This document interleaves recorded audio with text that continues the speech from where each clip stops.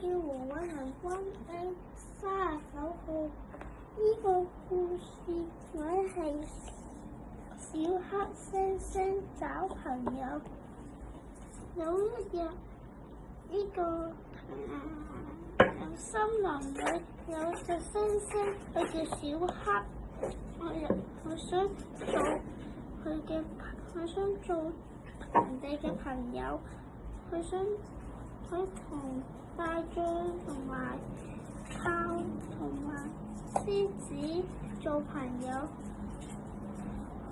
但係佢唔能夠做佢哋三個嘅朋友，因為大象教猩猩噴水，但係佢又冇個鼻咁長噴水。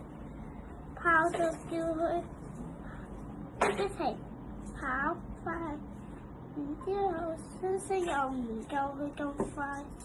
再之後，獅子就同猩猩一齊大叫，但係佢又唔係好似獅子咁樣大叫。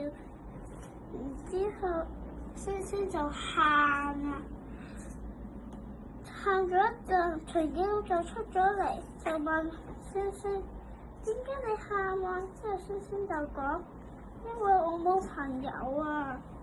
再之後，長頸鹿就話：睇下你樹上有冇你啲朋友。然之後，馬騮就睇咗上面，其實有同佢一樣嘅朋友。之後佢就同嗰啲朋友一齊做朋友。呢個故事教我哋要每個人都有自己嘅長處。